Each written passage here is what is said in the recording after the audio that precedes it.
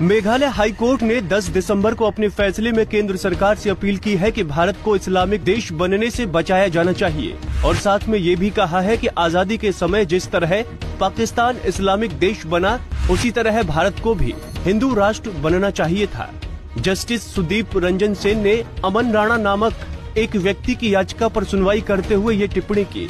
आइए जानते हैं जस्टिस सेन ने किन किन मुद्दों पर चिंता व्यक्त की। ये एक निर्विवाद तथ्य है कि विभाजन के समय लाखों सिखों और हिंदुओं की हत्या की गई, उनके साथ अत्याचार और बलात्कार किया गया, उन्हें अपने पूर्वजों की संपत्ति छोड़ने के लिए मजबूर कर दिया गया और उन्हें अपने जीवन और इज्जत को बचाने के लिए भारत में प्रवेश करने के लिए मजबूर किया गया।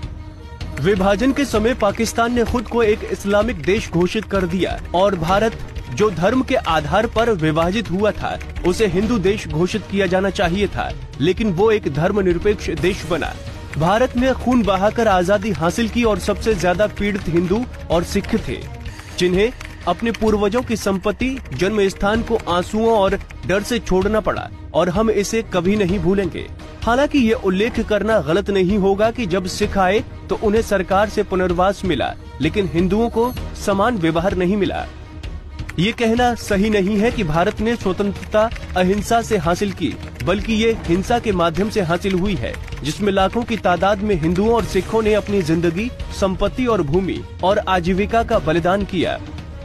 आज भी पाकिस्तान, बांग्लादेश और अफगानिस्तान में हिंदू, सिख, जैन, बौद्ध, ईसाई, पारसी, खासी, जयंती और गारो पर अत्याचार किया जाता है। उनके पास कहीं और जाने के लिए कोई जगह नहीं है और विभाजन के दौरान भारत में प्रवेश करने वाले हिंदुओं को अभी भी विदेशी माना जाता है, जो मेरी समझ में बेहद अनौपचारिक है, अवैध और प्राकृतिक न्याय के सिद्धांत के खिलाफ है।